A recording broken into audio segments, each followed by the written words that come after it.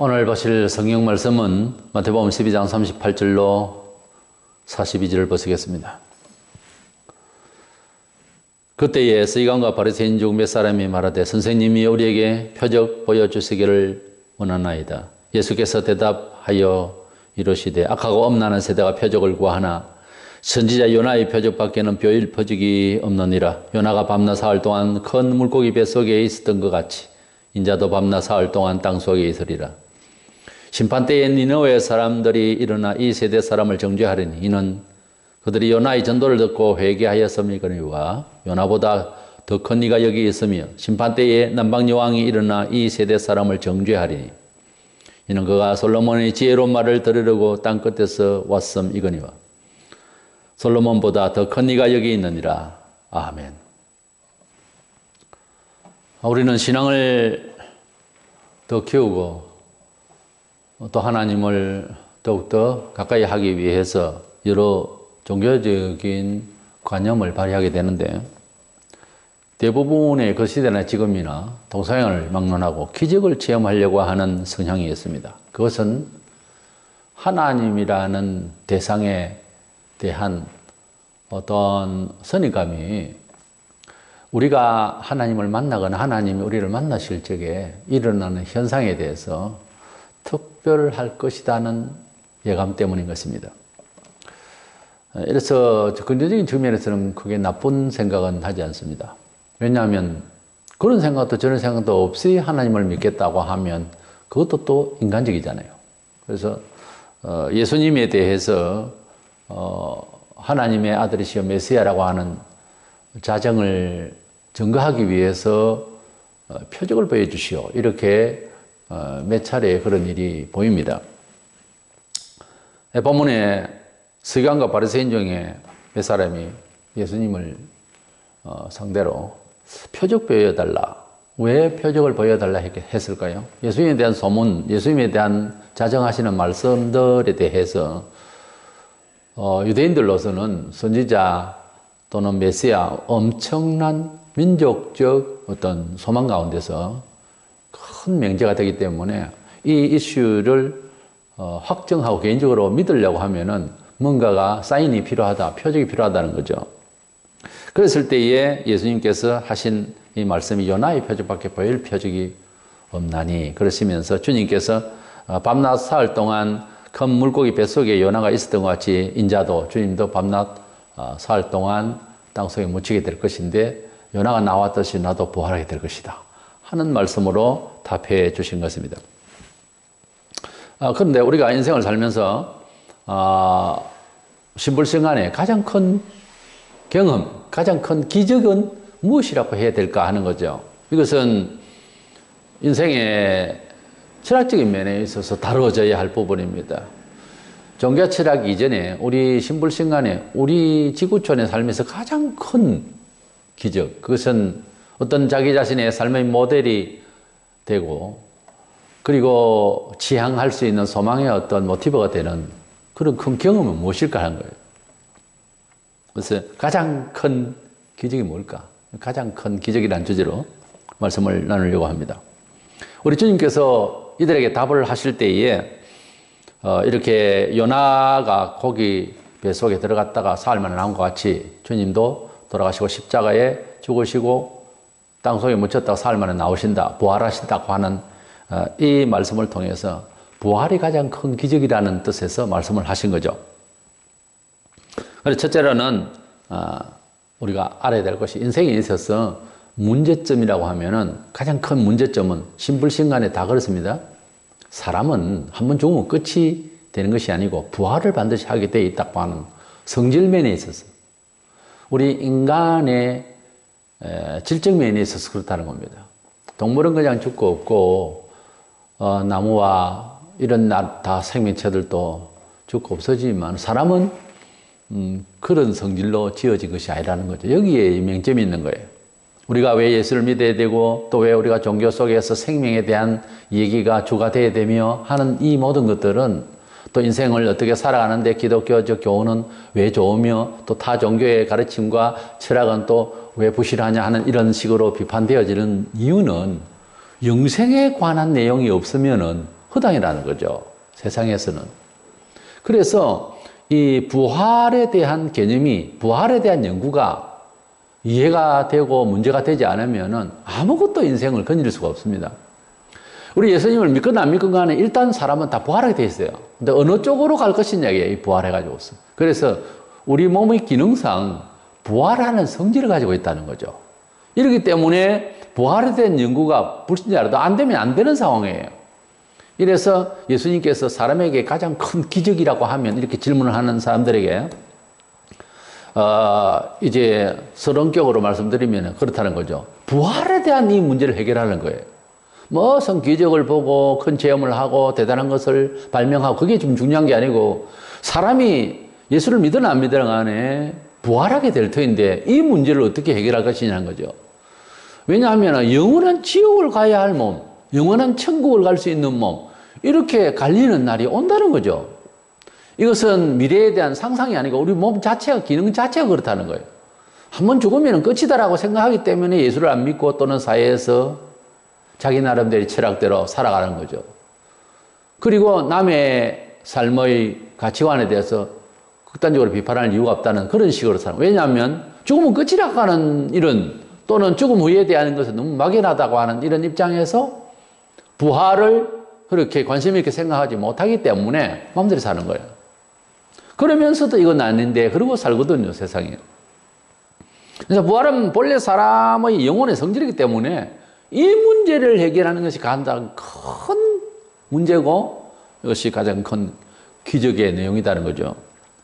인생은 누구나 이렇게 한번 죽고 끝나는 것이 아니고 다시 살아서 반드시 영원히 생존해야 되는 새로운 몸으로 그것도 이런 상황이 있기 때문에 우리 사람에 대해서 연구를 할 때에 영혼 문제를 해결하지 않으면 안 된다는 거죠. 그래서 우리 주님께서는 이 영원한 성격을 가지고 있는 인간의 본질적인 이 내용 때문에 부활 문제를 처음부터 아예 말씀을 하신 것인데 요한복음 5장 29절에 선한 일을 행한 자는 생명의 부활로 악한 일을 행한 자는 심판의 부활로 분명히 악한 자의 부활도 말씀하고 있지 않습니까? 분명히 악한 자도 부활한다는 거예요. 주 예수를 믿으면 죽어있는 영혼이 먼저 거듭나서 살게 됩니다. 요한복음 5장 25절에 진실로 진실로 너희에게 이르노니 죽은 자들이 하나님의 아들의 음성을 들을 때가 오나니 곧 이때라. 듣는 자는 살아나리라. 다시 설명을 하자면 죽은 자들이 하나님 음성을 들을 때가 오나니 여기 저 시체를 말하는 게 아닙니다. 나사로가 죽었는데 하나님의 아들 예수님이 말씀하시니까 살아난 것도 맞지만 그렇게 직역할 건 아니고요. 죽은 자들이라고 했기 때문에 이건 죽은 자들이라고 해서 영적으로 저 세상은 없다. 하나님 없다. 사람 죽으면 끝이다라고 하는 이 죽어있는 생각, 이미 죽어있는 생각을 가지고 있는 이 불신의 사람들 중에 하나님의 아들 예수님의 음성을 복음을 들으면 살아난다. 영혼이 거듭난다는 거예요. 그러니까 성도는 영혼이 거듭나서 살았다는 거예요. 거듭났다는 인격도의 변화 이런 차원으로 인격적으로 생각하면 안 됩니다. 신비적인 영혼의 죽음에서 살아남을 말합니다. 영혼이 살아났다는 말은 생명의 도에 적극적으로 활동하게 된 영혼이고 인격이 됐다. 그런 뜻이에요. 그렇기 때문에 중생 거듭남은 인격적 변화 이런 말 뜻으로 해석하면 안 됩니다. 실질적인 죽어있는 영혼, 기능을 발휘하지 못하는 영혼이 깨어났다는 거예요. 자는 중에 깨어나, 잠자는 사람 아무 일도 못 하잖아요. 자던 자들 중에서 깨어났다. 즉 죽은 영혼이 살아났다는 거예요. 요한복음 11장 25절에 예수께서 이르시되 나는 부활이요 생명이니 나를 믿는 자는 죽어도 살겠고 그랬습니다. 우리 주님께서 이 세상에 오신 목적이 이렇게 죽은 자가 살아남을 위한 영혼이 죽은 상태에 있어서 죽었는지 안 죽었는지 모릅니다. 사람은 이 상태에서 살아나게 하시기 위해서 오셨다는 거죠. 창세기 2장 7절에 인생은 하나님께서 흙으로 디자인을 하시고 그리고 코에다 생기를 하나님 숨을 후 하고 불어넣어 주셨습니다. 그랬더니 이런 사람이 됐다라고 되어 있습니다. 그렇기 때문에 후 불었던 것을 하나님께서 영혼을 다시 도로 찾으시면 그러면 또 흙이었던 이 몸으로 돌아간다는 거죠. 그래서 너는 흙이니 흙으로 돌아간다 그랬잖아요. 그렇기 때문에 사람이 살았다 혹은 죽었다 하는 것은 영혼이 들어와 있다, 영혼이 빠져나갔다. 그렇게 해석이 되는 거죠. 그래서 사람의 생존, 존립의 근거가 영혼이라는 거예요. 근데 그 영혼을 지니고 있지만은 기능을 안 발휘하지 못하는 죽어있는 영혼 상태는 육신은 살아있지만은 흉내를 내고 있지 서글프게 살다가 가는 거죠. 그러나 그 같은 인간의 이 지구촌의 조건이지만 하나님께서 그 영혼을 살려놓으시면은 희망이 다르고 귀가 열리고 생기가 눈이 열려서 살아가는 방향도 틀리고 이해하는 것도 척도도 다르고 그래서 인생의 표준이 서고 사후의 세계가 연결되어지는 감각이 뛰어나기 때문에 이렇게 완전히 살아가는데도 성도들은 달라야 하고 또 다릅니다. 누가복음 12장 20절 하나님은 이르시되 어리석은 자여 오늘 밤에 네 영혼을 도로 찾으리니 그러면 네 진보한 것이 누구의 것이 되겠느냐. 많은 돈을 가지고 나는 천년만년 살겠다. 어리석은 자여 하나님이 영혼을 어째요? 영혼을 도로 찾으리니. 이 표현을 잘 들었어야 되면 도로 찾는다는 말을 하고 하나님이 심판을 하셔서 너를 벌한다는 이런 개념하고는 많이 다릅니다. 의감 자체가. 영혼을 도로 찾는다는 말은 그 영혼의 성질이 하나님 거기 때문에 우리가 도로 찾는다는 말은 주었던 것을 잃었던 것을 내가 찾는다 할 때 쓰는 말이잖아요. 그래서 합리적인 철학적인 생각을 가지고 있는 세상 사람들이 알아듣기 좋게 한다면은 하나님이 너를 벌하시면 어쩔 거냐 이렇게만 들리겠지만 그런 뜻이 아니에요. 잘 읽어봐야 됩니다. 네 영혼을 도로 찾는다고 그래서. 그러니까 사람이 흙으로 지으시고 영혼을 하나님 성품이 하나님 겁니다. 그 성질을 코에다 후 불어넣으니까 하나님은 아니지만은 하나님의 이미지를 성격을 닮은 사람이 된 거죠. 그 영혼이 하나님을 영화롭게 하고 찬미하고 그 영혼이 하나님이 지으신 만물을 지구촌의 삶 자체를 하나님 아버지께서 원하시는 선과 은혜로운 삶의 기준을 따라서 살도록 하는 성질의 영을 넣었단 말이에요. 반드시. 그러니까 하나님을 믿게 되는 것은 하나님의 형상대로 지음을 받은 그 성품대로 지음을 받은 삶을 회복시키는 것이라 이렇게 말할 수 있죠. 근데 그것이 인간의 도리로서는 안 된다는 거죠. 예수 그리스도의 통로를 통해서 죄 사함을 받고 거듭나야 되는 거예요. 일단 그 영혼을 도로 찾는다라고 하는 말은 하나님의 영혼이라는 거죠. 이렇게 돈을 많이 가지고 부자로 살고 싶은데 그 밤에 하나님께서 영혼을 뺏어버리면 너 죽어버리면 뭐하냐 그거. 그런 뜻이에요. 그 말은 인명이 제천이라면 하나님의 손에 있다는 거예요. 생명이. 이거 똑바로 이해하고 있어야 됩니다. 성도들이 교만하면 안 됩니다. 그것은 인격적 이야기가 아니고 근본적으로 그대와 나의 생명이 하나님 거예요. 하나님이 부르시면 그렇잖아요. 지금 밤에 아무 일 없이 들고 간다는 거예요. 하나님이 데리고 가신다. 해당자의 딸이 죽었을 때 주님이 살려주셨습니다. 누가복음 8장 54절에서 들어보면 예수께서 아이의 손을 잡고 불러 이르시되 아이야 일어나라 하시니 그 영이 돌아와 아이가 곧 일어나거늘 예수께서 먹을 것을 주라 명하시니라고 했어요. 거기 55절에 보면 그 영이 돌아와 그랬어요. 그러니까 영이 나갔다가 돌아온다라면 나갔다가 돌아오는 거예요. 그래서 성경을 보면 사람이 구조적으로 영과 육이 되어 있어서 영이 빠져나가면 죽었다고 그러고 영이 다시 들어오면은 살았다고 그럽니다. 그럼 그 영은 뭐냐? 들락날락하는 이 영이 뭐냐? 하나님께서 주신 영이고 하나님께서 가져가시는 영이다 그 말이에요. 하나님께서 치리를 한다 그 말이에요. 이것이 성도가 성경을 보고 가지고 있는 인간의 구조적인 인간의 실존적인 그런 내용을 말합니다.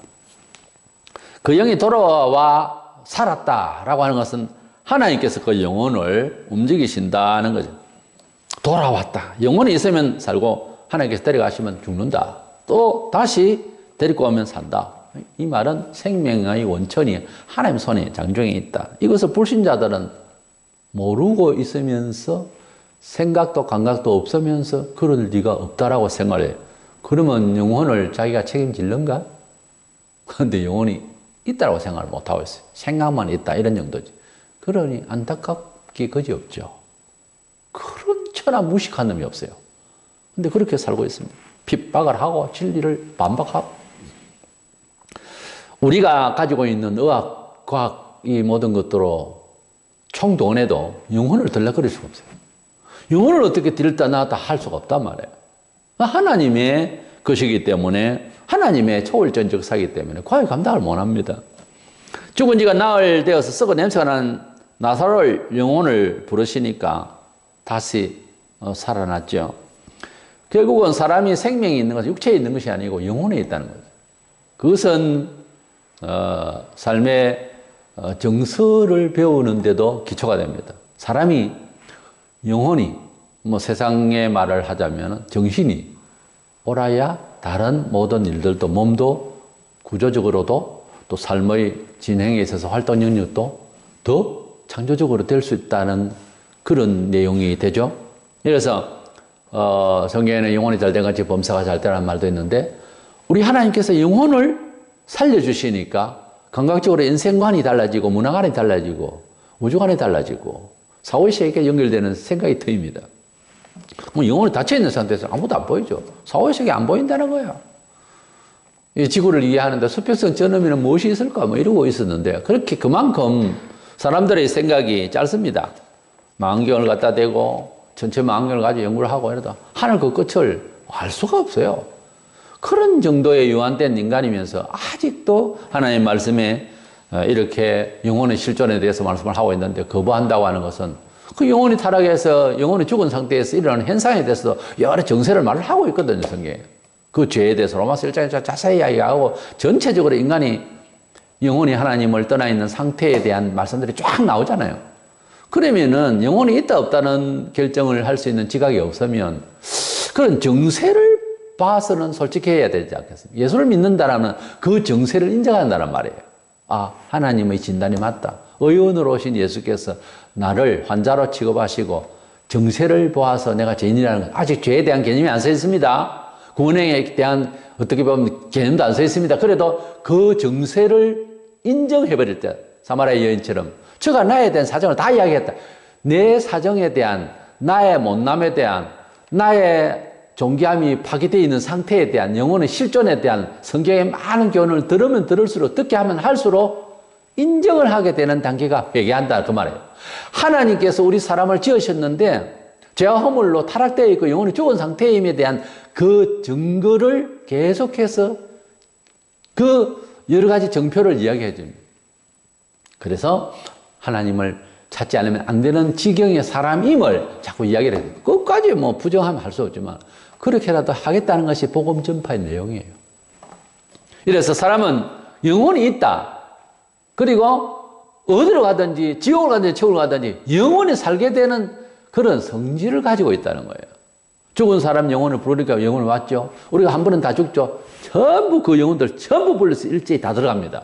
성도에게도 들어가고 불신자에게도 들어가고요. 그 다음에 어쩝니까? 새로운 몸으로 부활해서 영벌을 들어갈 것이야, 영생을 들어갈 것이야. 이 주님 오시는 그날에 상황이 벌어지게 된다.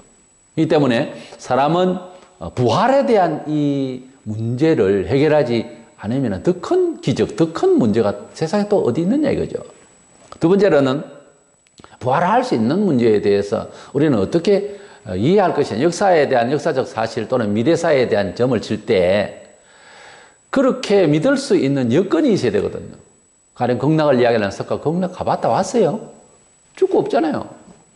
무슨 이야기든지 말만 가지고 추상 개념만을 가지고 팩트에 의해서 가능한 믿으려고 하는 것이 사람의 합리적인 삶의 방식입니다. 우리 예수님께서는 지상에서 일반 교주나 철학가가 하지 못할 말씀들을, 큰 주제들을 굉장히 많이 했어요. 영생, 부활, 천국, 지옥, 이 엄청난 말씀들, 사람을 나를 믿는 자는 죽어도 산다. 사실 이런 말들은 일반 교주는 이런 사람들 못했어요.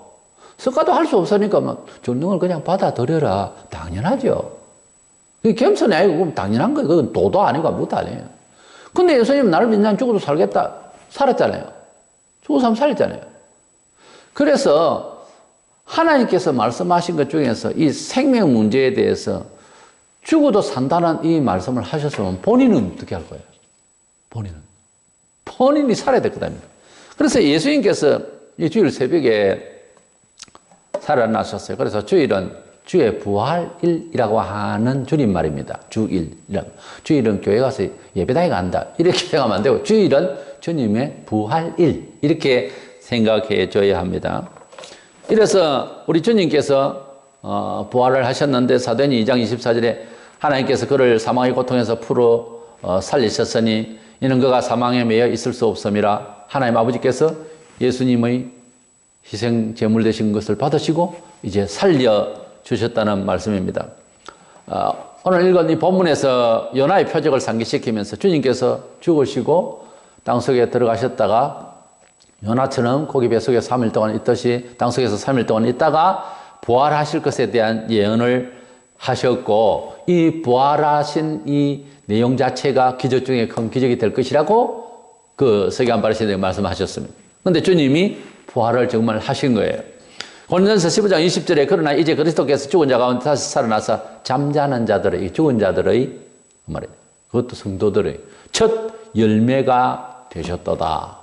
우리 주님께서 부활을 하신 것은 모든 종교적 목적, 철학적 관념, 모든 세상의 행불행을 다 평정한 거예요. 사람이 영원히 살게 됐다. 끝이죠. 어떻게 아픈데 고칠 것인가? 그 문제가 죽잖아요. 죽은 사람을 못 살려내는 과학입니다. 더 이상 인생 7, 80년 살아내는 것도 굉장히 힘들죠. 하지만 영원히 사는 것에 비하면 밤의 한경쯤이라고 인생 7, 80년생에 전전긍긍하고 살지만은 사실 삶이 하루를 살아내는 것도 힘겨운 그런 삶이죠. 지구촌의 삶이. 언제나 불안하고 전쟁은 있고 또 전쟁이 터질 것이고 언제나 그렇죠. 그렇지만 영원히 사는 그날을 우리가 확신한다면, 그리고 부활하신 예수 그리스도가 확실히 우리 주께서 입증하셨다면 희망이 달라야 되고 삶의 의식이 달라야 되고 역사의식이 달라야 되고 좌절할 이유가 없죠. 세상 생기고 사람이 영원히 죽지 않는 몸으로 부활한 사건은 예수 그리스도밖에 없습니다. 주님이 재림하시는 날에 우리는 어떻게 될 것인가? 주님이 부활하신 그 몸은 문을 닫아도 벽으로도 들어갔다 나왔다 할 수 있고 드셔도 되고 음식을 잡수셔도 되고, 하여튼 우리가 보통 예수 믿기 전에도 상상을 할 때 사람이 만능의 사람이고 싶지 않습니까? 그래서 물건을 만드는데도 만능 기계를 만능이라는 말을 많이 써요.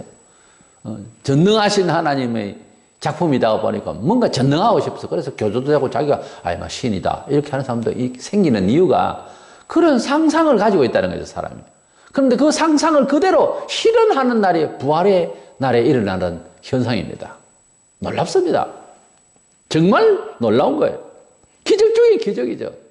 요한일서 3장 2절에 사랑하는 자들아 우리가 지금은 하나님의 자녀라 장래에 어떻게 될지는 아직 나타나지 아니하였으나 그가 주님이 나타나시면 우리가 그와 같을 줄을 아는 것은 그의 부활의 몸처럼 우리도 부활하게 될 것을 아는 것처럼 그의 참 모습 그대로 볼 것이기 때문이라.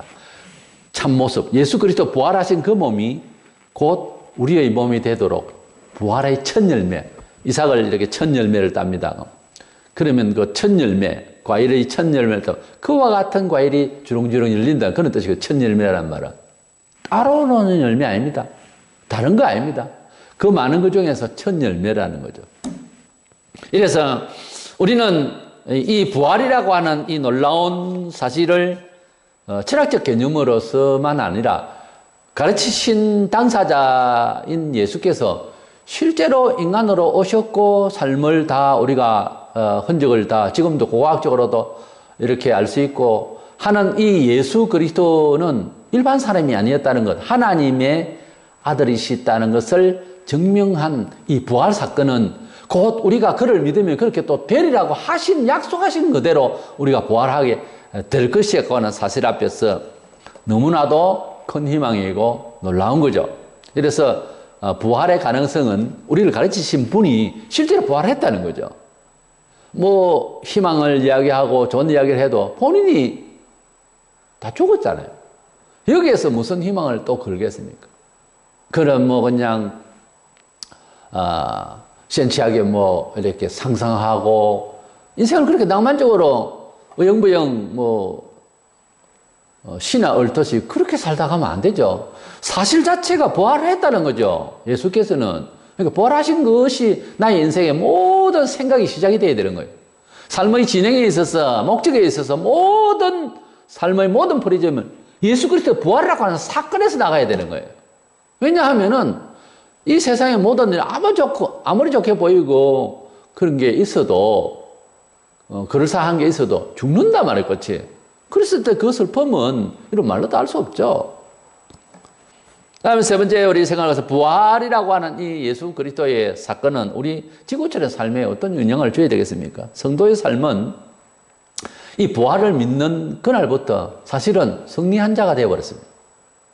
글쎄요, 아직까지 승리를 더 해야 되느냐? 아니요, 이미 승리한 자예요. 어떤 상황이 벌어지고 어떤 시간을 보내려고 할 때, 사용을 할 때에 이미 승리한 사람의 자태로, 태도로, 처세로 살아야 됩니다.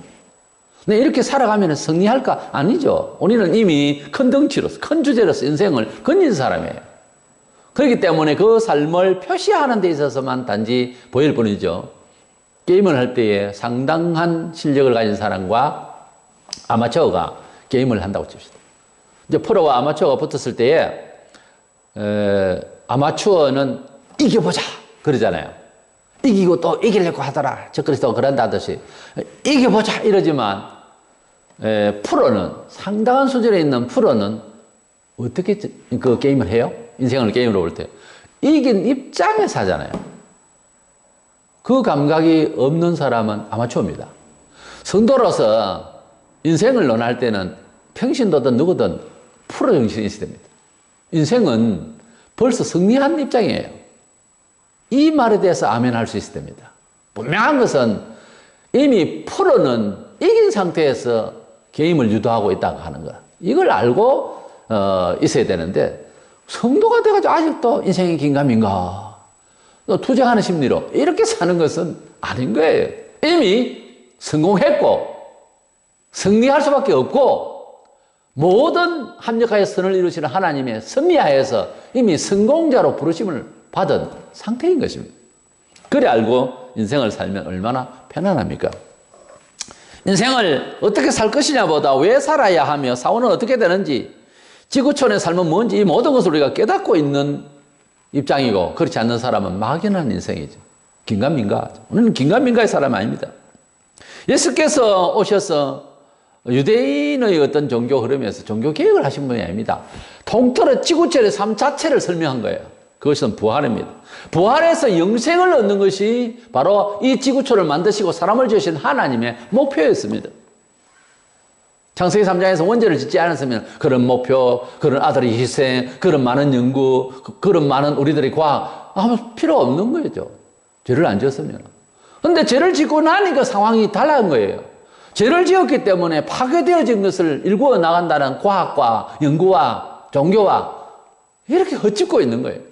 이것을 회복하시기 위해서 하나님은 사람을 처음에 지었을 때 영원히 사는 파라다이스에서 그렇게 에덴 동산에서부터 저 지구에 많은 영혼들이 정말 좋게 살아갈 수 있는 존재를 만드셨거든요, 원래. 그런데 범죄를 하고 금령의 실과를 먹고 난 뒤에는 사람이 파괴된 거예요, 정신이. 그러니까 지금 살아가고 있는 이 지구촌의 삶을 살아가는 거죠. 그렇지 않았으면은 이렇게 공의를 만들어야만 하는 식으로 안 삽니다. 하나님의 그 주신 처음에 영적 상태로 살면 모든 것이 기가 막히게 영혼이 기가 막히게 살아갈 수가 있는 아주 법 없이도 하나님 뜻대로만 살면 잘 살아갈 수 있는 그런 기발한 생각으로 지구촌의 삶을 살게 되어 있어요, 원래. 글쎄, 그럴까요? 이 한계된, 그거는 지금 생각이에요. 다 하게 되어 있어요. 그것이 예수 믿으면 회복에 대해서 기가 막힌 은혜를 받아서 살아남는 일을 기적 같은 일이 참 많잖아요. 그것이 에덴 동산에서 죄를 안 지었으면 모두 다 할 수 있는 일이었던 그 말입니다.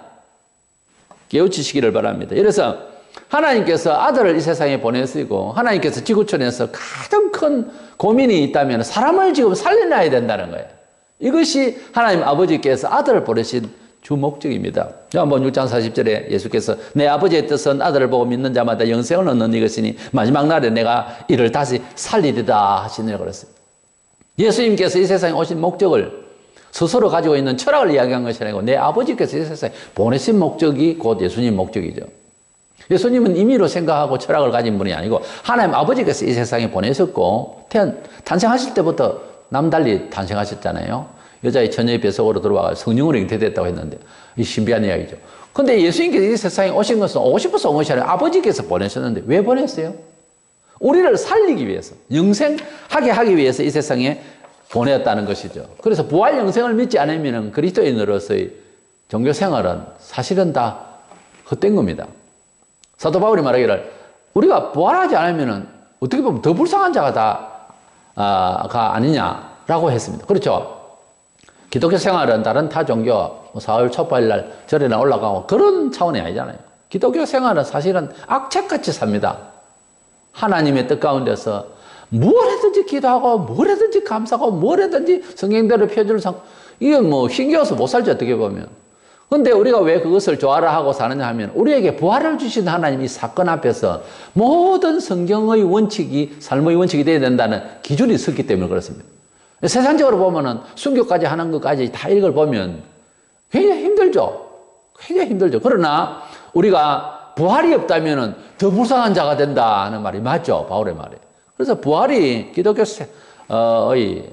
궁극적인 목적입니다. 그리고 그 부활의 정신이 지금 현실을 살아가는 데 있어서 성공적인 사람의 정신을 가지게 해줘야 됩니다. 정서상. 오늘 많은 교인들이 영생천국에 대해서 무관하다고 해서 어떤 통계에 보면 30% 정도만 영생을 추구한다라고 하는 말도 있습니다. 그게 어느 정도인지는 통계가 확실치는 않지만은 상당수가 지금 기독교를 한 종교로 알아요. 그러나 기독교인이 되면은 교회를 다닌다는 것이 중요한 게 아닙니다. 교회가 지금 중요한 게 아니고 내 영혼이 하나님의 성령의 중생을 받아서 그 영생에 대해서 확실하게 내 마음의 인생을 승리하게 되는 새로운 변화를 통하여 영생이 우리 속에 시작이 돼야지 종교 생활이 지금 중요한 게 아니에요. 교회에서 무슨 직분을 받고 그게 지금 중요한 게 아닙니다. 교회는 종교가 아니라 종교 이상의 무엇이에요? 빌립보서 3장 11절에 어떻게 해서든지 바울은 말하기를 죽은 자 가운데서 부활에 이르려 하노니 사도 바울 같은 경우에 직업 좋고 배대 있는 집안에서 대단히 존경을 받던 그런 율법학자였습니다. 그가 예수님의 부름을 받고 난 뒤에 철학이 완전히 뒤집어졌습니다. 그 뒤집어진 것은 방향의 설정이 아니고 가치면에 있어서 초등학문처럼 속이는 것밖에 안 된다고 하는 세상 것을 완전히 배설물처럼 여겼습니다. 왜 그랬을까요? 부활이라고 하는 예수 그리스도의 부활하신 주님을 공중에서 나타나신 주님을 다메섹 도상에서 만나고 나니까 삶의 철학의 모든 큰 주제 부활인 거예요. 부활 외에는 이야기하지 말라는 거지요. 이제 사도를 처음에 12서다가 있었는데 가룟유다가 이제 배신하고 자결하고 11명이 돼서 한 명 더 붙일 때에 그 조건을 걸 때 부활을 증거할 사람을 뽑겠다는 거예요. 그렇다면은 세상은 말이 많으니까 그때 당대에 있는 사람 중에서 이 출입을 다 아는 사람 중에 뽑아야 된다 이래 있거든요. 사도행전에. 그러니까 그때 그 상황 또 부활의 사건 자체를 확실히 아는 사람 중에 뽑아야 된다. 왜? 부활을 이야기하는 것이 기독교거든요. 기독교가 뭐 이웃을 사랑하고 물질을 나누고 그래서 사랑을 전하고 이건요 안 믿는 사람도 해요. 남에게 도와줘 보세요. 기분 좋아요. 참 새로운 감각입니다. 그걸 지금 교회가 하려고 하는 건 아닙니다. 그게 전부가 아니에요. 영생신앙은 기독교 신앙의 궁극적인 목적입니다. 이 삶을 우리가 목적을 따라서 사는 것인데 그렇기 때문에 방법도 좀 다르죠. 그렇게 되면은 사람이 여행을 가게 돼서 아주 비싼 데를 가게 된다. 누가 혜택을 줬어. 티켓을 받았다. 그러면 이제 여행 준비를 하는 사람의 삶과 여행을 못 가는 삶을 이렇게 대조를 하면 많이 차이가 나야 되겠죠. 당연히 그렇죠. 근데 예수 믿으면서 차이가 안 난다. 방식도 차이가 안 난다. 안 믿는 겁니다. 믿는 사람이라면 그렇게 할 수가 없는 짓을 하면 믿는 사람이라면 이 세상 사람들이 사기놓고 거짓말하고 목적 없는 소리를 하고 하는 그거를 휩싸인다는 것은 말이 안 되는 거예요. 세상이 감당하지 못하는 기쁨을 가진 자들 정말 승리한 자들이 기독교인이다. 이것은 어떤 관념적인, 철학적인, 시적인 말이 아닙니다. 사실적입니다. 우리 예수 그리스도는 부활하신 것이 이것은 드라마가 아닙니다. 다큐멘터리입니다. 이것은 역사적 사실을 믿는 거지 그럴까 어떨까 그게 아니에요. 뭐 삶의 희망을 이야기해 주는 그림이다. 그림 아니에요. 실제로 부활하셨어요, 몸이. 이러므로 우리가 예수 그리스도를 믿게 되는 것은 예수 그리스도에 대한 어떤 종교적, 철학적 어떤 관심의 심볼이 기적이라면 그 기적이 뭐냐? 오늘 답해 주신 대로 부활입니다.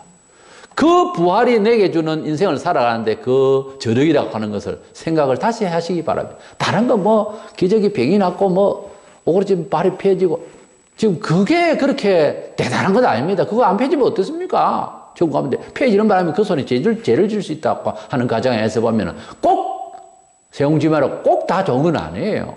네, 아픈 것도 바울이 말하기를 유익한 걸로 말하고 있잖아요. 그래서 우리의 가장 큰 기적은 영생 부활, 예수 그리스도의 부활 사건 자체가 우리 삶에 있어서 가장 흥분할 수 있는, 가장 우리 삶의 롤 모델로 삼고 인생 우리 삶에 있어서의 철학의 제목이 부활인 것입니다.